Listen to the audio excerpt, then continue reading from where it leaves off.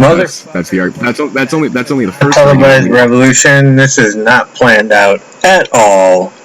We're talking about the rise in crude oil price. Well, I first and foremost, I just wanted to. We're actually talking about the not rise in crude oil prices. As a breaking news thing, I'd like to say, I would like to get on the record in saying that I believe that we're in a recession. One of the easiest indicators for us to tell that we're in a recession is through our consumption of oil. Production and consumption of oil are tied together, whether you like it or not. Climate change and so on, these are all true and everything, but consumption of oil and production are tied together in ways that are very easily graphed out. Now, Dale, if you pop open that graph for me so that I can kind of make my point. Every summer, the price of oil goes up at the beginning of summer, and at the end of summer it begins to go down. However, these last couple of years, actually, we've had an increase in the price of oil for a lot of reasons, including the price of oil has been being kept artificially low to hurt Venezuela for the last year, as well as a few other things that are a little bit complicated. But either way, the price has been going steadily up over the last year because it was being deflated artificially. Now that the price is trying to meet demand, the price has been going up steadily for the last 2 years until December of last year. Wait a minute, we have to pay more for oil? Why is that?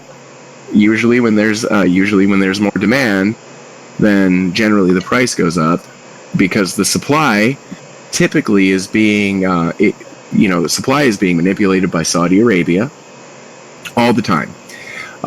When the price of oil goes too low for Saudi Arabia to continue to pay its debts, they cut the production so as to increase the price so that the oil that they get, they end up actually with more money even though they're actually selling less product. They do this all the time. OPEC is an organization actually dedicated around this practice. Now, in the Middle East, OPEC is Israel, correct? No, OPEC is Saudi Arabia. I believe it's 9 OPEC countries, and I can't name them off the top of my head. Saudi Arabia. Oh, this is where I'm supposed to type things. Yeah, probably. Saudi Arabia. Venezuela is also an OPEC country. I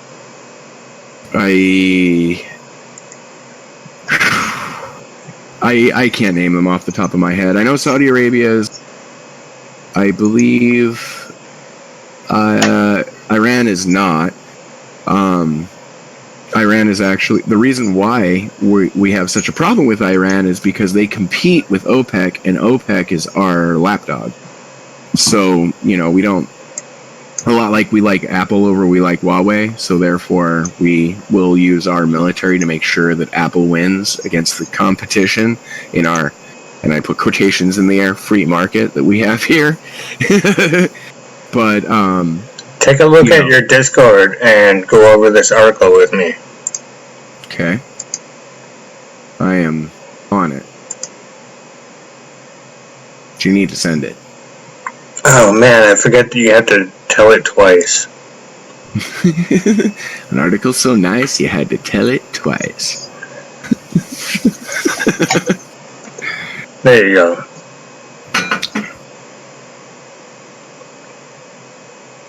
No, here. No, I was like, we just talked about that. Yeah. No, we didn't. No, we didn't. That was days ago. Dum bum bum.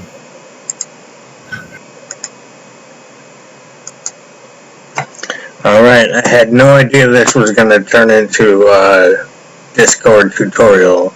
I hope you got that one.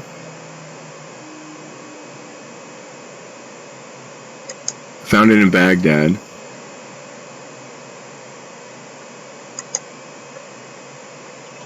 Iran, Iraq, Kuwait, Saudi Arabia, Venezuela, they were to become the founding members. Countries were later joined by Qatar, Indonesia, Libya, United Arab Emirates, Nigeria, Algeria, Ecuador, Gabon, Angola, New Guinea, and Congo. Ecuador suspended its membership in 1992. Indonesia in 2009.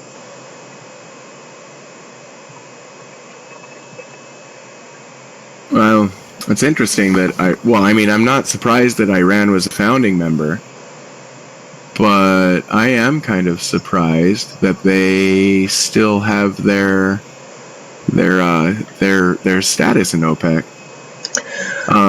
We are also, I want to remind everyone, not surprised that this is not easy information to discover. Most people don't go out of their way to discover this information, and we just showed you right in front of your eyes. Yeah. With a drink in my hand. You can do this.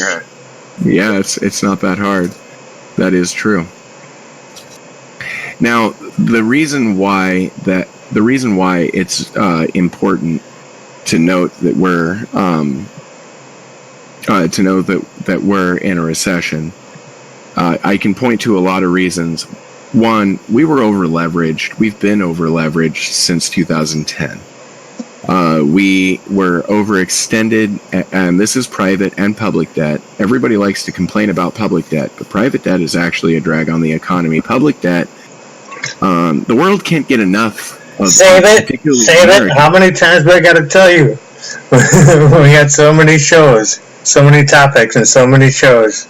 I know. I want everyone to stay excited about our show, because we got a lot of stuff we can talk about. Absolutely, but this was just the breaking news. Me saying we're in a recession. I get to be the first one to be on record calling it because it's going on right now. I'm telling you, I can prove it because every single time that the economy shrinks in value or doesn't grow as fast as it did, the price of oil drops or it doesn't increase like it seems like it should. Every time. Oh, so everyone was terrified that the oil price was going to go way up, but it didn't? Yeah, everybody thought that the price of oil was going to go up. By the way, up. I was kidding when I was shaking my finger at you. I should feel kind of bad about it. I know.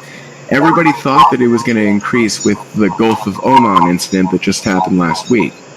2 tankers were attacked. Usually anytime that there's a lot of overarching tensions in the Middle East, the price of oil goes up. It's just one of the things that happens. But because the price of oil is not going up, even though the Middle East is having a lot of tension and there might be a bunch of bombs flying around real soon, generally people like to buy up the oil real quick, so that they can get it to their country if production gets cut because of the war that may or may not happen. But because of the fact that production may or may not get cut, who knows? We may go to war with Iran. If we do, we do. If we don't, we don't. And I promise you, if we do go to war with Iran, the price of oil will go up. However, but because of the fact that the tensions tend to drive the price upward every time. Usually, every time somebody says, oh, we're going to start bombing somebody in the Middle East, everybody goes, oh my God, we got to buy all the now so that we make sure that we get it all. And because of that, the price goes up. But this time, during the Gulf of Oman incident, the price of oil is actually dropping. Hey, my dude, can I get a segment? Our actual economy is reducing in size. Go ahead. Okay. So, especially progressives like me that just got woke because of Bernie, we don't really understand we don't understand what corruption among politicians is actually like. Help me out. Start up the engines. And what is it like?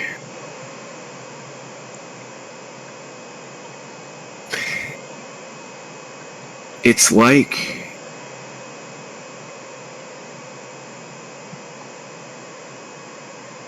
we can all understand it. We actually all can. A lot of us actually do some of the same practices every time. We think about it a lot. When it comes down to it, I'm going to take care of me and mine. Me and my family. When it comes down to it, I'm going to take care of me and my family. And that's really it right there. We all do it to some extent or another. So the corruption of politicians is just part of human nature. We take care of our tribe. The problem that we have in the United States right now is that we're so divided into so many little segmented and compartmentalized tribes based on age and race and class and this and everything else. It just every little thing that we can figure out to divide ourselves, we've done so. Therefore, every politician can look at any group of people and say they're not like me. And that corruption, they're not me. They're not me and they're not mine. Therefore, they can make the decisions that they feel are pragmatic. I put quotations in the air as I say that, but really are just harmful to you and your family. And because they are not like you in their mind, even though they are. It's Very not nice. It's not impaired. It's not it's what we are. We're all inherently corrupt to some extent.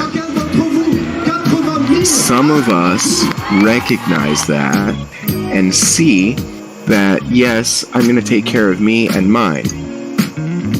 But to do so, I need to live in peace with my neighbors. Others say, it's just easier to silence my neighbors. I'm not going to get in on, I do obviously come in on one side or the other on that argument, but that is... Well, I've known you for like 3 years. With my neighbor. I've known you like 3 years. I've seen like 2 flip-flops out of you.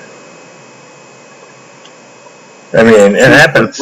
Okay. Yeah, you've changed positions on a couple of things, like 2 of them. But I've known you for like 3 years. I've changed positions on a lot of things, I have to admit. There were a lot of things that I didn't really understand that I felt I did. And I have to say that I woke up at the moment that I realized, truly understood that I knew nothing. At that moment, it became educating myself as a revolution. I had to find out more. There was something to this, and I couldn't put my finger on it, but now I can. But then I couldn't. Yeah, it does take a little bit of practice. Everything's a practice. Even medicine is the practice of medicine. You're not just automatically a magician. You practice magic. You're not just you practice chiropractic. Anything worth doing takes time, takes understanding. Anything worth doing. All right, so we're at the halfway point. Just to give you a heads up. I would like to also say one more thing, though. I'm going to try to, as we start to move into this recession, And very soon, we're gonna like start seeing evidence of it. It's gonna happen, like coming up real soon. I'm going to try to put a weekly show out to attempt to explain what's going on and what's being done to you and how it's being done. Because sooner or later, like directly, this is the academic explanation for what's going on. I think that would be useful to a lot of people. All right, so I guess I have to attempt to make a counterpoint to that. You don't need to make a counterpoint. Okay, I do though, actually. Okay. What do you think about the argument between revolutionaries and reformists? I've been showing pictures of revolutionaries. Give me a moment while I type in reformist.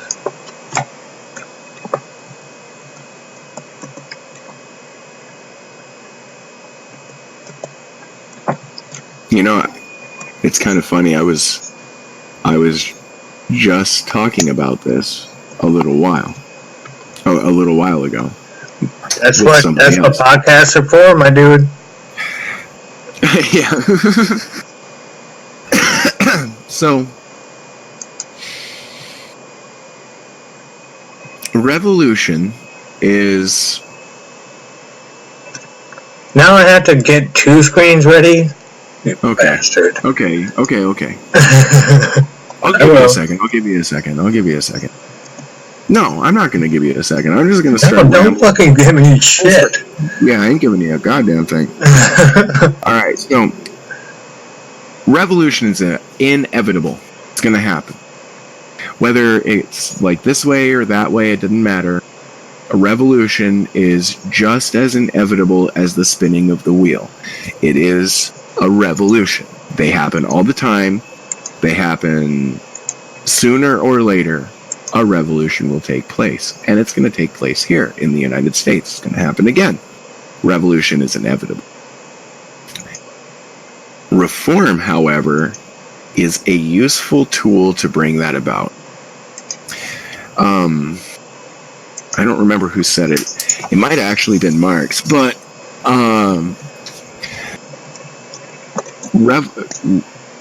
the fight for reform turns into a classroom to teach the need for revolution.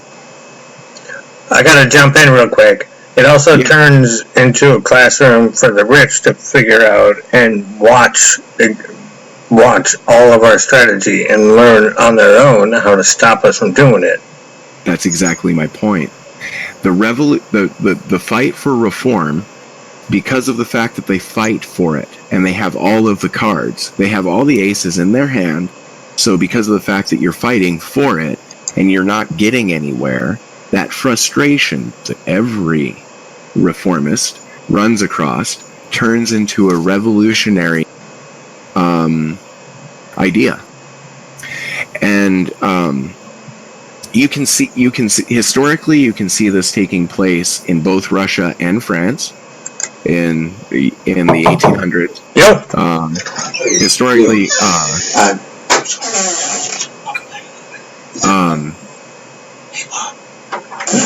shout it out, dude. Go ahead. Hey, Bob. It's cracking, Charles. How you doing, bro? Hey,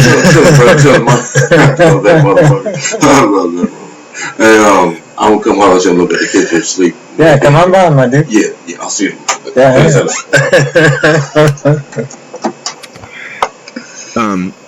Anyway, the fight for reform is what actually led to the French Revolution. The fight for reform is what led to the Russian Revolution. The Russian Revolution turned out to not necessarily be all that great. The French Revolution turned out to be okay for a while, but both of them turned out to be counter-revolutions in the end. The point is that the fight for reform turns people into revolution. Yes, and that is a good point, and that's impossible to argue. Absolutely impossible, because Bernie Sanders did that. I honestly don't mind. Right. I don't mind. Either way, if you're already a revolution, it's fine. Have I'm you ever? already here. If Yeah. you're a reformist, that's great. You'll figure it out sooner or later. Have you ever heard that one chant? We are in this together. Yeah. No. Well, yeah. I It's up might. to us. It's up Once to or us.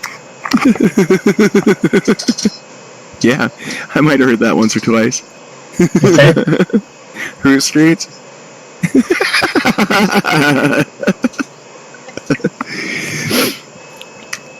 So, yeah, I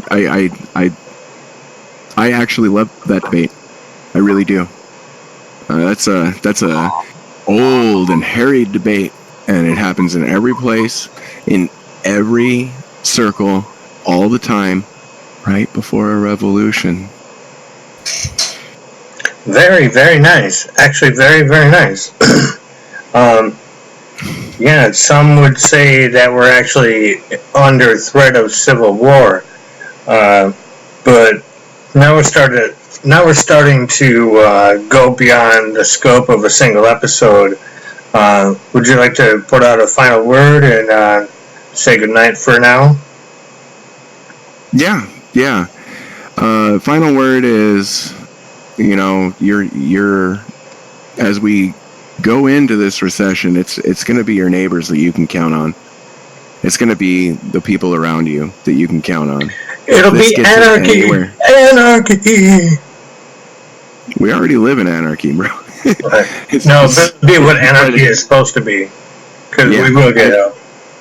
I do. I as we go into this, it's going to be your neighbors and your friends, the people that you love, and the people that you take care of. Take care of each other, man, because it's about to get real. One love, one heart. Let's get together and it'll be alright.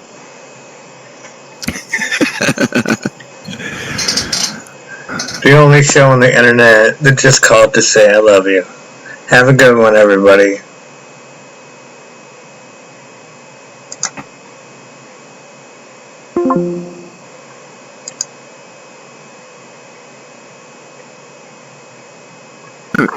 So that is that kind of party.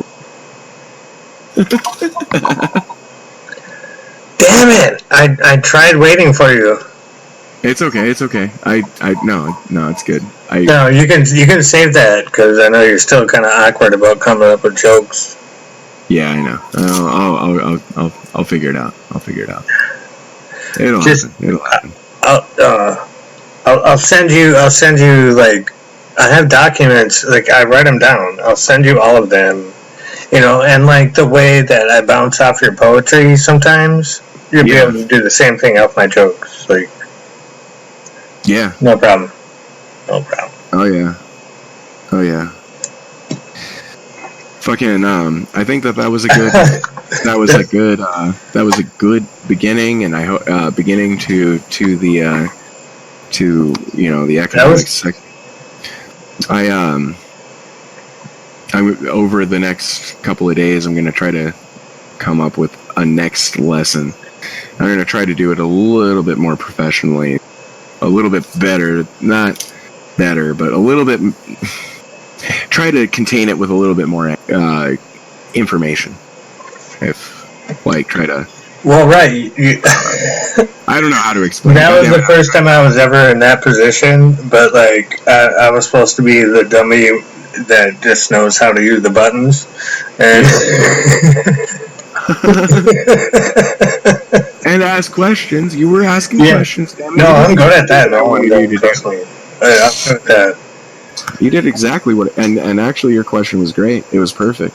I truly think I'm approaching, if I haven't done 1,000 interviews, even if they're really short. Like, yeah, I'm done. It's fun. I love it. Your questions were on point. You frickin' pointed me at something that I almost forgot that I needed to mention. Yeah. I think. Yeah, no, that was. I think the next time, I might. Man, Should I go with LIBOR or should I go? LIBOR is kind of an obscure concept, so I think I'll probably talk about. Oh, you mean the country? No, LIBOR, the Oh, the currency. Yeah, well, yeah, the economic concept of LIBOR, yes. Yeah, it's kind of obscure. I have to admit that I barely understand it, and that's not a good. Check this out, my dude. You don't have to really get me prepared for these episodes. You just have to send me news articles that are at least somewhat trustworthy. Yeah. And then, like that's why I sent you straight to that freaking NASDAQ one for the commodity. No, actually, I did pretty good on the video on the last one, actually. Because I had, we had topics and I had news articles, and I just we had showed the news article about our topic. Yep, that's really it. So, and I think I made my point. Like I think we're in a recession, and it's because the Gulf of Oman incident did not increase oil prices as much as you would expect, and that is only the first part of the argument. But that's okay, because the next time that I talk to it, if I talk about LIBOR, are you saying that's the tip of the needle? That's one of the easiest indicators. If production goes down, obviously demand is gone. If demand has gone down, the economy has shrunk. Because if there's demand, there will be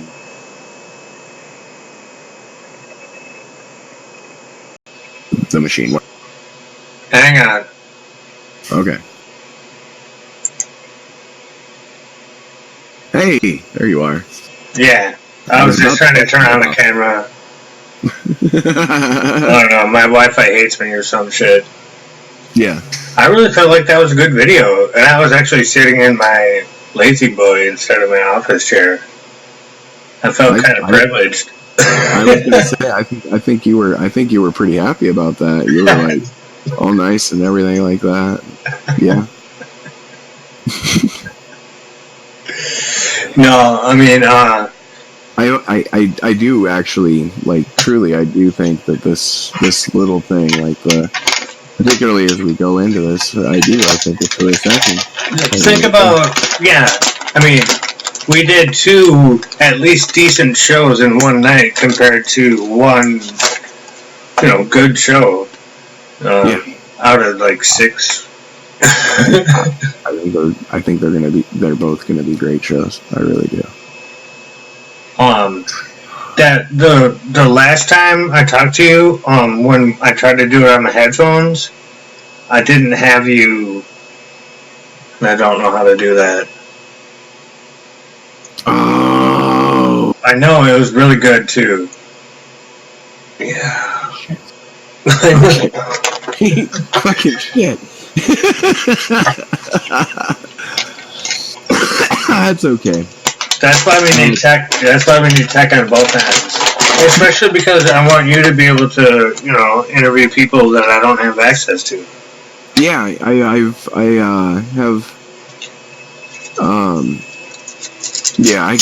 I got a guy. I got him on the hook. He's gonna come. We're gonna freaking do it.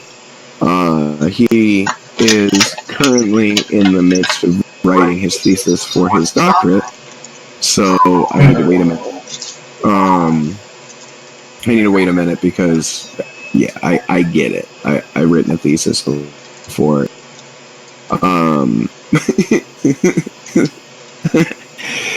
The freaking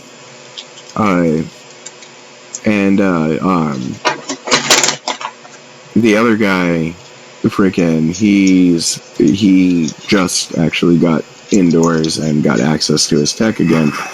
Probably going to be interviewing, and that's the guy in So he had friends to hold up his gear for him? Yeah. Good. Man, I skipped a beat. I haven't had gear for a while. I'm loving it now that I have it again. Loving it. It's no, I get it. I need an audio interface. I told you about that, right? I would, yeah. I think I would be really hard up if I had to live in the same way that I reading books on paper. Well, the last time I was really between a rock and a hard place was about 2013, something like that. And it was one of the early cheap smartphones, and YouTube was my only friend, and I don't know. It's weird how that was enough. There was so much less censorship that I actually had a good time. Just one little joint. Dude. I didn't even know where that story was going, but yeah, that's where it goes. 2004? This censorship is fucking creeping me the fuck out, dude. The fact that the majority of the country is on board with it is creeping me out even more. I can't just honestly, that shocked me. That surprised me. I don't care how vile it is what the motherfucker has to say, man. Be ridiculed for it. Every right. That's it right there, man. That's how we dealt with it. I really am fucking freaked out by that. That at the same time with Assange, and it's all just conflating at the same time, dude. Man, that's a tinfoil hat minute.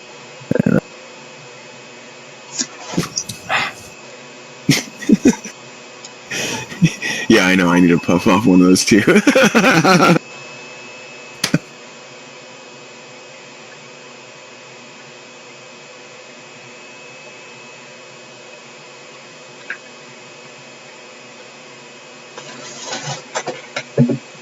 I'm not creeped out by much, man. I've pretty much read every fucking story there is. Do you remember how you felt when you learned about Betsy DeVos being appointed to, be in charge of kids?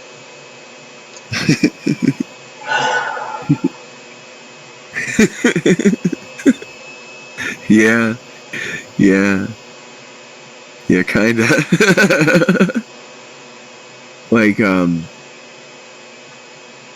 So I've actually stood in the presence of the CEO of Bayer Monsanto. They're out here in Pittsburgh, the actual corporate head. Did you throw a shoe? Did you milkshake? See, this is what I should always record. I didn't do any of that. I wanted to, but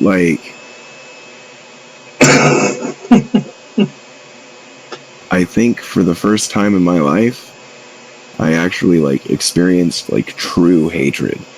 Yeah.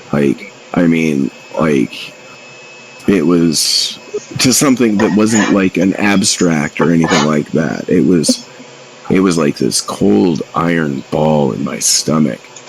And I oh my God, anger's got a feeling, it's all your limbs start to tighten and everything like that. And fucking sadness is the sort of, empty isn't really a good word to describe it, but empty in the center, to me at least. And but hate, I had never experienced that before. It almost hurts, dude. It's freezing cold iron ball just above your stomach. I had never felt anything like that before, man. It was real. It was the first time I had ever actually stood in the fucking presence of a billionaire. I can actually understand your freezing ball, on the sixth chakra analogy. I think you're talking about the sixth chakra. Don't quote me, but yeah, whenever someone crosses the line, the red line is miles deep, mind you. But if they cross it, Well, it just turns Yeah, I on know. and they're done. I know, man. That was just the first time, man. It was kind of crazy. I don't know if I don't know. It actually kind of threw me for a loop, dude. And I have to admit that I kind of it was a cathartic moment. It was cathartic, very much so. I honestly, well, okay. I intellectually understood that I had the capability to hurt somebody, but I had never actually done it. It's called justice. Yeah, I know, but it's really strange, man. It's hard to explain. I know what they mean. Like, hatred is a burden to you. It doesn't hurt them at all. Yeah. But it's physically painful. Well, Anyway. I have actually a little bit of backlash for that, but it's pretty personal, so don't repeat it when we talk about it on Oh, no. I don't know what you're talking about. What happened? Okay, so I hated my stepdad so much that I probably helped him die of cancer, even though I love my mom. Yeah. Well, he deserved it. I was gonna say, like, kids. Okay, I don't know how old you were when that went down, but 3, generally speaking, 4, and 5. Generally speaking, man, I ain't gonna question the motivations of a kid. He's too young to care about really anything other, like. My mind was shaped in a manner to hate that motherfucker. Well, little boy fucker, actually. Stepson. Yeah, I'm like, no. I probably helped him die. And I'm okay with it. Hey. He only finally went to jail when he raped my childhood sweetheart. That's justice. Yeah. Man. I mean, there's only one. I can say table and you can point to it and you can knock on that motherfucker, you know it's there. If I say justice, the only way that you can know it's there is if... I can't hear you. I said and you can point on you can point to that motherfucking table, you can knock on it, you know it's there. But when I say justice, the only way to know it's there is if you make it.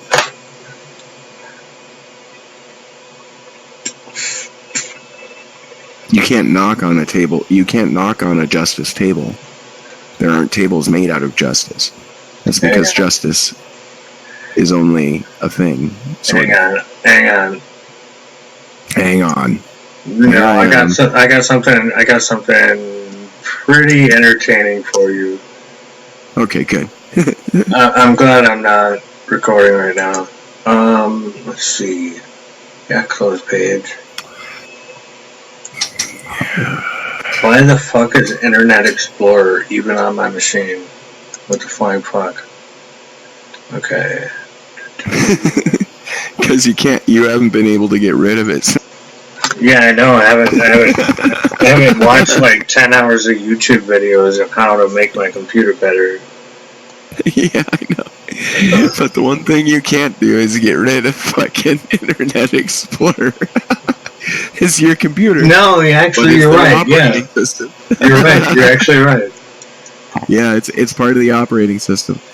Here's the crazy part, dude. Actually, Internet Explorer is the operating system and has been since Vista.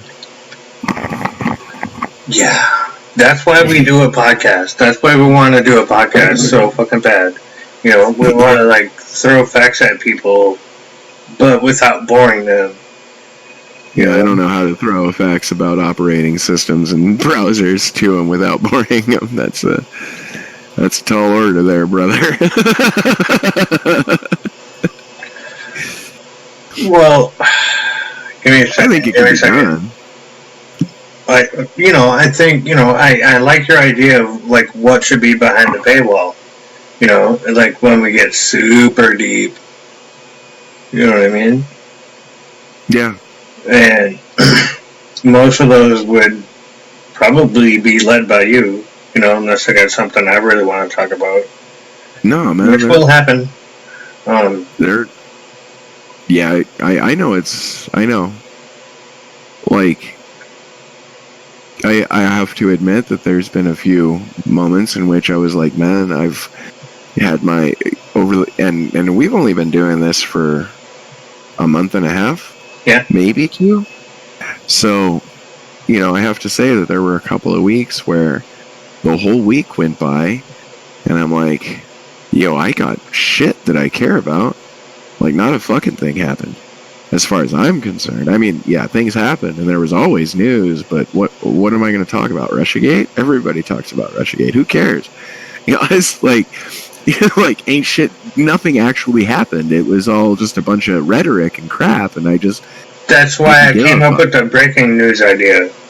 It's like, who cares? We both care about the world, and... There's gotta be something good here, right? We have something to say about every single one of these stories, guaranteed. Yeah.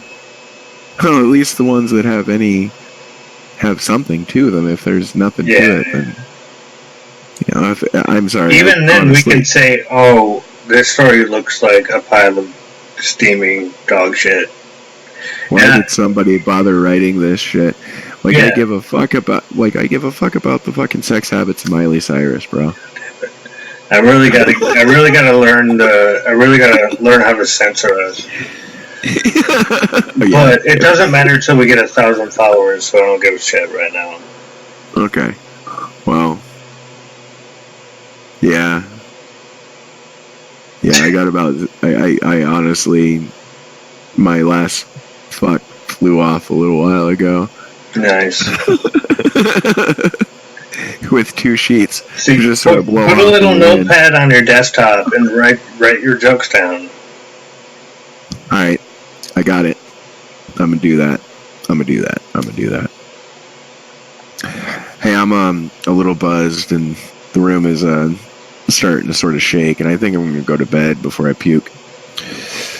Oh, are you getting double vision and all that shit? No, just more of the bouncing vision. It's not really double yet. It's just sort of back and forth. So I should probably stop drinking that. But since I just took a shot, I know I'm going to get a little drunker. So, yeah, before I puke, I should probably let you go, bro. I mean, you could just bring a bucket. I could. I mean, you make a point. And then, like, everybody will get mad, blah, blah, blah, blah, blah. Wait, whose house is it? This is mine, but that doesn't mean that... It's like, even if it's my house, I don't go and drop a deuce while my lady's in the shower, because this is rude.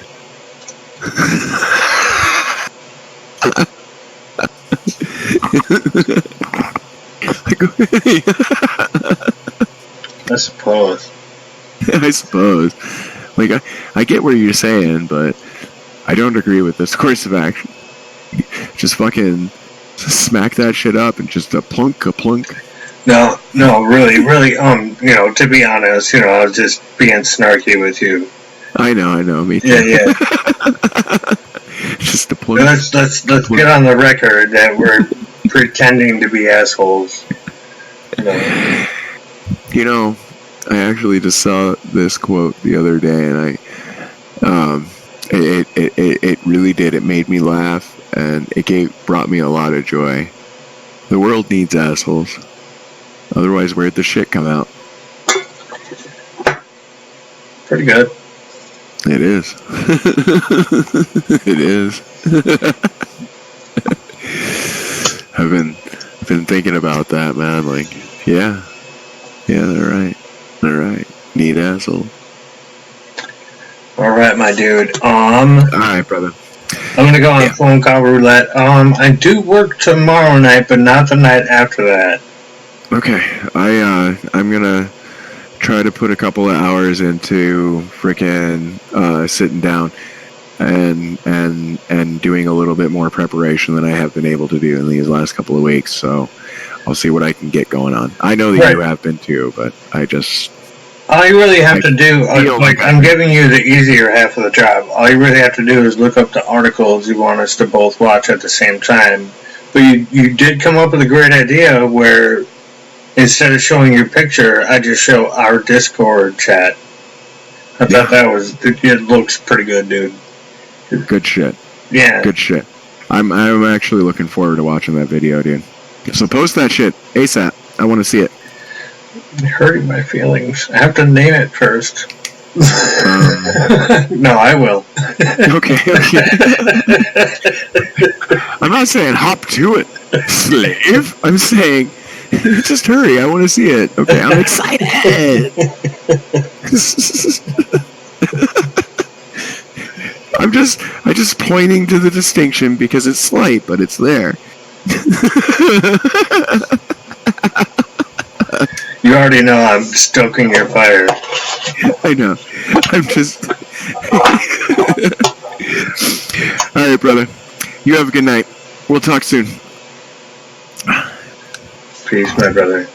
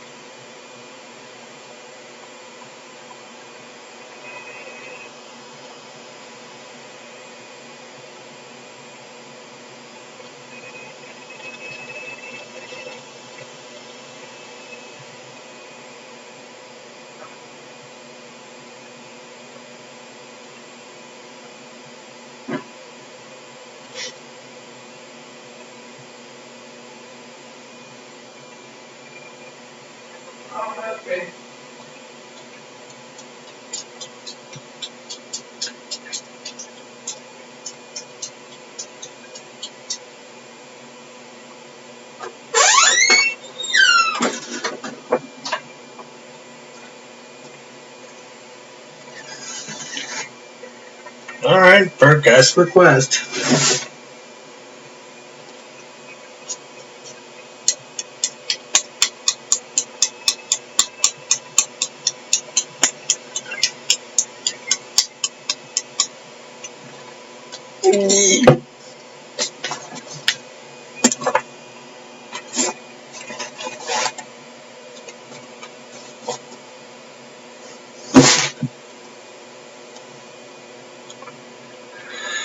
Yo.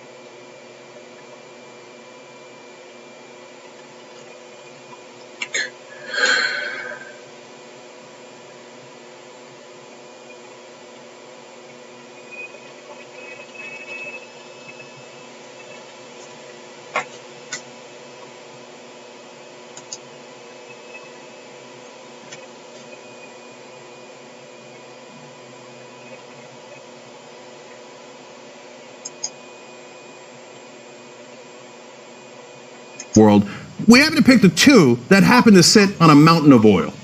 What a wild coincidence! And if that wasn't clear enough, John Bolton went on Fox News and said, yes, we are going to look out for American business interests and specifically American oil company interests. He said it! He said it on TV! So just for the rest of the media, focus on why they're actually doing this, and do not give Lindsey Graham or John Bolton the benefit of the doubt.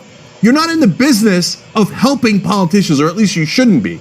You're supposed to be watchdogs to make sure that you are checking their lies. That's not just Donald Trump. That applies to all politicians, especially ones trying to get our soldiers killed and waste trillions of dollars more now in a war possibly in our backyard. It's about as bad an idea as you can have. It's time to fact check people like Lindsey Graham, who love every single war and is trying to push us into another one. Thanks for watching this free clip of the Young Turks. Don't forget to become a TYT member today. For more exclusive content, join now at tyt.com/join.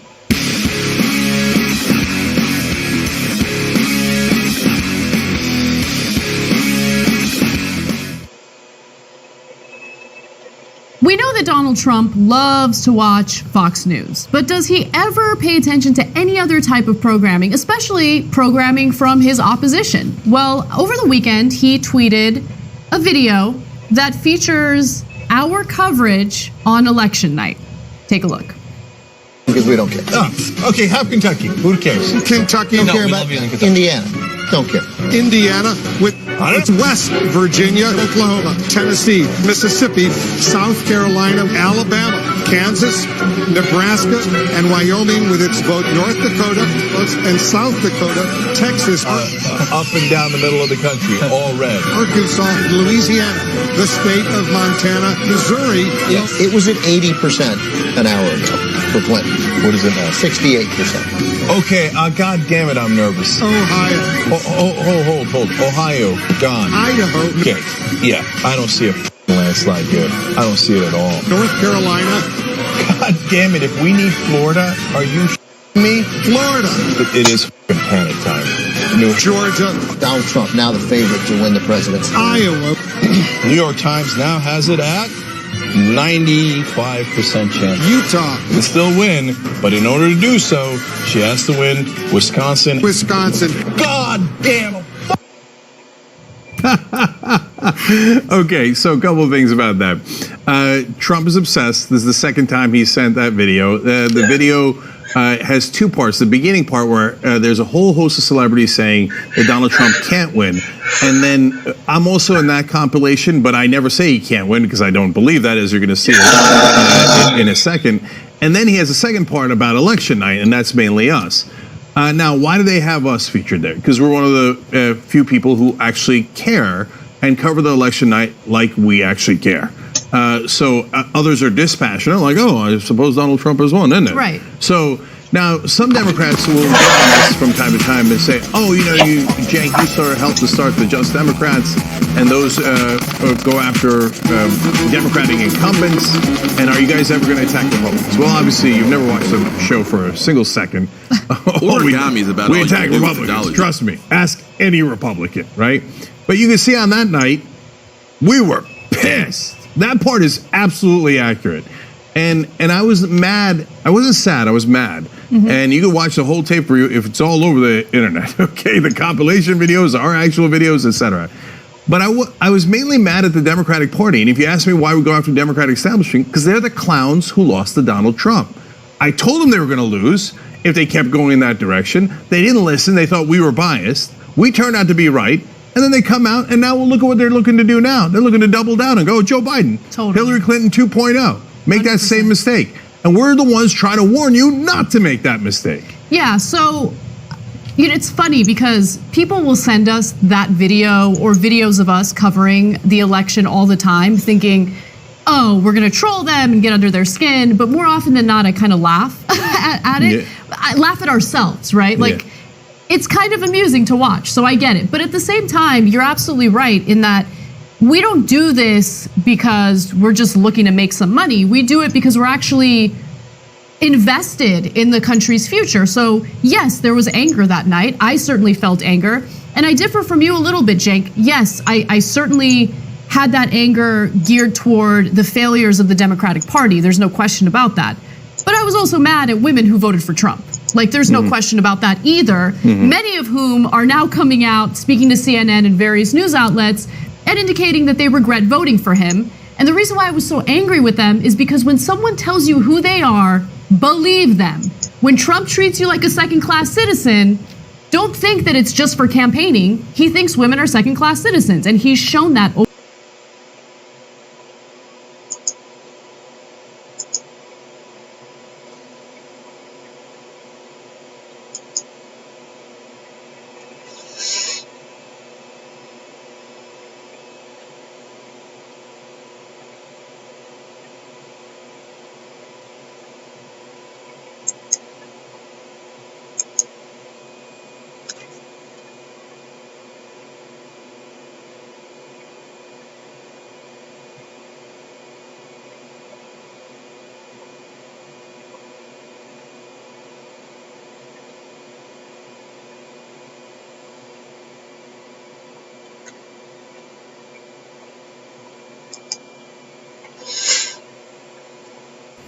Hello, my fellow patriots. I'm Cade Courtley, former Navy SEAL platoon commander, sniper.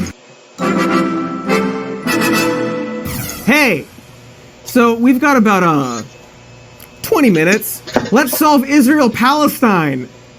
The conflict between Israel and Palestine is a multifaceted issue. After World War II, Jewish people were understandably looking for a homeland in the wake of centuries of persecution culminating in the Holocaust. And while this is true, what is often overlooked is that Israel wasn't formed in response to the Holocaust. Its beginnings were in the late 1800s, and in fact, Christian Zionism, specifically regarding Israel and Jerusalem, preceded the Jewish movement. Israeli historian Anita Shapira writes, "The idea of the Jews returning to their ancient homeland as the first step to world redemption seems to have originated among a specific group of evangelical English Protestants that flourished in England in the 1840s. They passed this notion onto Jewish circles. This concept of Christian Zionism remains strong in the 20th century. In 1917, British General Edmund Allenby conquered Jerusalem from the Ottomans. Newspapers at the time hailed this victory. They titled General Allenby Richard the Lion-Hearted and praised him for saving the Holy Land from the infidels. They even called it the Last Crusade because the Crusades were good. Anyways, in the early 1900s, Zionism became popular amongst Jews due to the horrific pogroms in Russia. It was also widely supported amongst Christians who believe in the literal translation of the Bible that declared after Jerusalem is saved from the infidels, that God will return the Holy Land to the chosen people, the Jews. This will eventually herald the apocalypse, yada yada yada. Christians will be raptured and spend eternity in heaven listening to Kid Rock.